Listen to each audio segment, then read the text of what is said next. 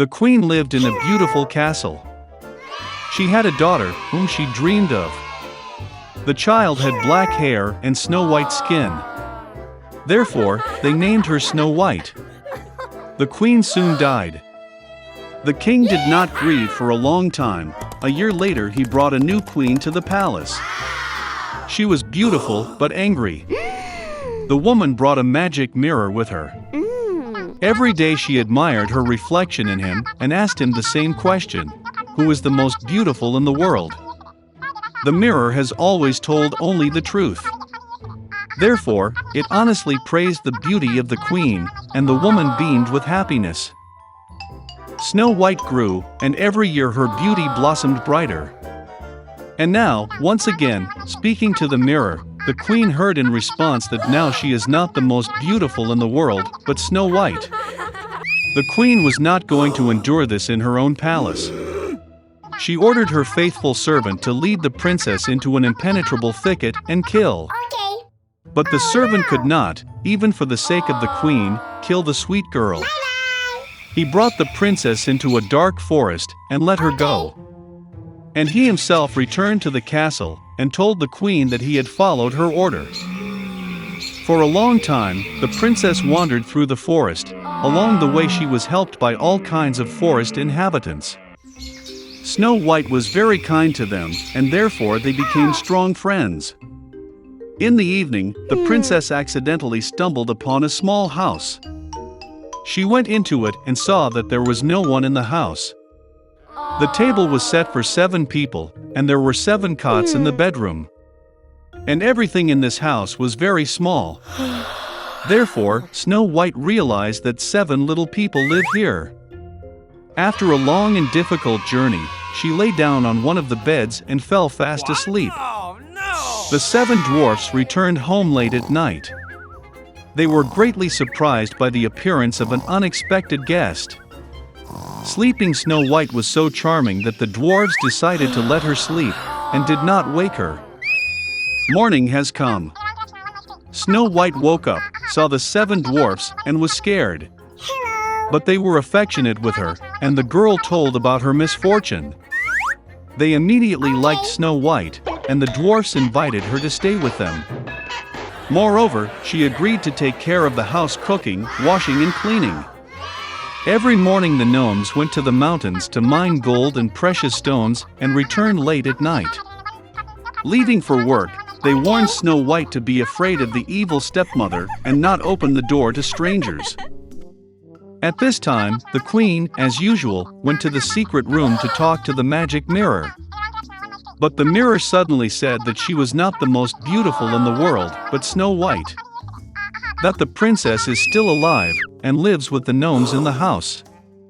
The queen became very angry, and decided to deal with Snow White herself. She went to a secret room, and cooked a poisonous venomous apple there. It was very beautiful on the outside, but if someone ate even a piece, he would certainly die. When the apple was ready, the queen changed into an old merchant, and came to the house of the dwarfs. Seeing the sweet old woman, Snow White felt sorry for her. She did not suspect anything, and left the house. The old woman treated the girl to a ripe apple and said that if she eats this apple, she will remain young and beautiful forever. Snow White believed her, and as soon as she bit the apple, she fell down dead and stopped breathing. The contented queen went to the palace. In the evening, the dwarves returned from work and saw Snow White lying on the ground. She was not breathing. They sobbed so loudly and lamented that their cry was heard by the handsome prince, who was hunting in the forest nearby. It became interesting to him what kind of howl arose that scared away all the animals. And when the prince found the house of the dwarfs, he saw Snow White.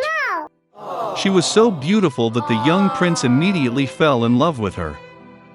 He persuaded the dwarves to take her with him to the castle, because there he has doctors who can cure Snow White.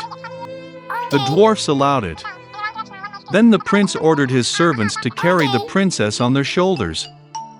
And when they were carrying her, it happened that the servants stumbled over some bush, and from the concussion a piece of a poisonous apple fell out of Snow White's mouth, and she woke up. Seeing the young prince, the girl also fell in love with him and agreed to marry him. They also invited their wicked stepmother to the wedding. Out of anger that Snow White is still alive, and that now a long and happy life awaits her, the queen broke the magic mirror and never looked at it again. Lemuel Gulliver spent 5 whole months with his wife and children in England, but the craving for travel turned out to be stronger. So, having become the captain of the adventurer ship, Gulliver set off on another voyage. He recruited 50 crew members, but as it turned out, not all of the crew were honest people. Once, under cover of night, traitors rioted a ship, broke into Gulliver's cabin, and tied him up. For 3 days the crew kept the former captain locked up. And on the 4th day, the traitors landed Gulliver on an unknown land, left him some provisions and sailed north. The former captain had no choice but to head inland. On the way, he met the tracks of horses, which gave Gulliver hope for an early rescue. Suddenly a humanoid figure appeared on the horizon. Cool! Gulliver narrowed his eyes and saw her. It was a strange-looking monkey with dark skin and curly hair. These animals had long claws on their paws.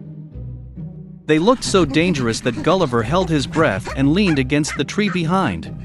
Oh no! But then something grabbed the traveler's shoulders and pulled him up. These were 2 exactly the same monkeys who tried to drag their prey up the tree. Gulliver struggled to fight back with his hands, but the animals were stronger. While Gulliver fought in an unequal battle, the sound of hooves was heard.